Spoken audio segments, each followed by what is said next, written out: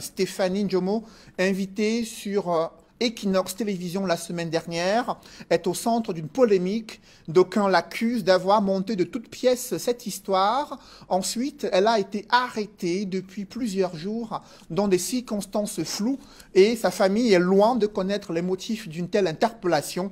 Devant des nuages d'incompréhension, des Camerounais s'interrogent. Cette dame a-t-elle menti sur son témoignage lors de l'émission Parole de femmes diffusée en direct la semaine dernière sur les antennes d'Equinox Télévision? A-t-elle été payée pour pouvoir travestir les faits vécus sur le théâtre de la crise anglophone? L'enquête menée par nos reporters révèle que ces polémiques et accusations sont infondées.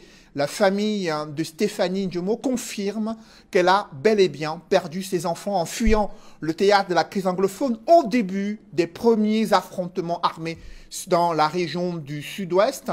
Enquête signée Warren Zede et Kediara.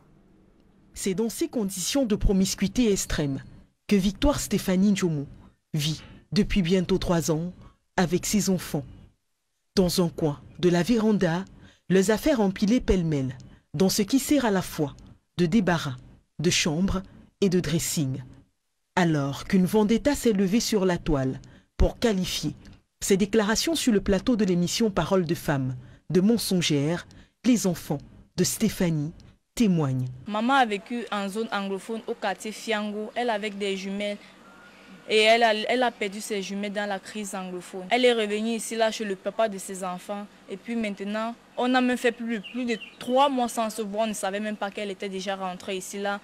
C'est un jour maintenant, parce que j'avais toujours le même numéro que ma maman a eu à nous contacter pour nous dire qu'elle est là. On est venu ici là, dans sa belle famille, rester avec elle jusqu'à aujourd'hui. L'histoire, telle que racontée sur le plateau de Parole de femmes, date de 4 ans, en plein début de la crise anglophone.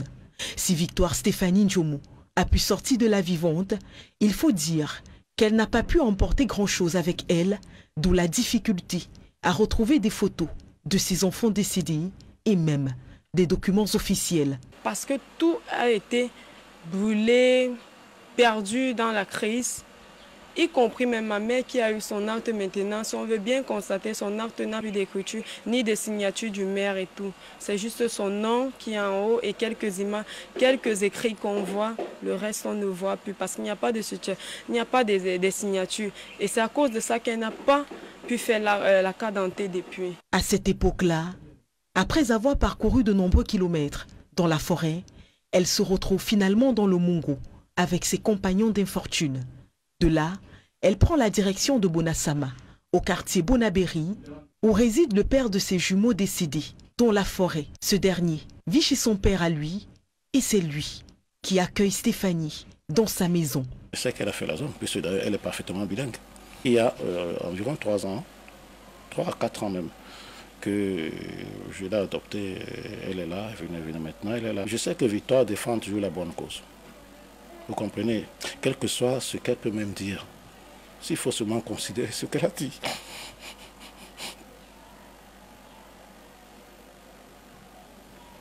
Je sais qu'elle défend toujours la bonne cause. 3 ans donc que cette mère de famille vit dans cette maison avec ses autres enfants, dans des conditions extrêmes. Pourtant, pas pudeur, elle ne laisse rien paraître. Bon, nous sommes étouffés. On vit selon comme Dieu, on dit tout, dans tout il y a Dieu dedans. Donc c'est Dieu qui nous maintient jusqu'au jour d'aujourd'hui. C'est toute une misère. Vrai qu'on fait l'effort de se cacher, mais c'est toute une misère. Ça fait depuis on ne part plus à l'école. Depuis, nous tous nous sommes à la maison. Dans la nuit du dimanche 8 novembre, soit 5 jours après son passage sur Equinox Télévision, la jeune dame, toujours sous le coup des accusations de certains followers, va se faire interpeller dans cette maison par des hommes et femmes en civil. Les informations en notre possession parlent d'une décision d'interpellation qui vient de Yaoundé. On dit qu'elle a un parti politique les payé pour parler à Equinox. Pourtant, ce n'est pas le cas. C'est la situation de maman qu'elle a vécue, qu'elle a racontée. Nombreux sont des gens qui ne connaissent pas la vie des gens, mais ils s'hasardent à dire n'importe quoi dans des réseaux sociaux.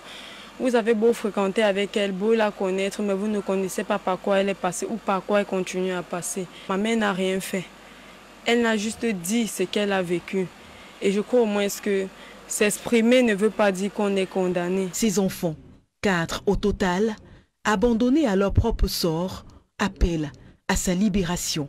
Pendant ce temps, son beau-père, secoué dans cette situation, plaide pour la santé fragile de Stéphanie. Là maintenant, il est question qu'on lui achète la ventoline, parce que si on la remet dans la cellule là, je ne sais pas ce qui va se passer après. Je ne sais pas. Vous savez, les asthmatiques, dans ces conditions-là, je ne sais pas s'il faut supplier ces gens de lui accorder ne serait-ce qu'une petite mesure à cause de sa santé. Je ne sais pas. Moi, je ne sais pas. C'est les autorités, sont eux qui décident. Mais je prie que, pardon, même si on va lui faire n'importe quoi selon la loi, au moins qu'on la maintienne dans des conditions qui lui permettent. Ça va. La balle est désormais dans le camp des autorités.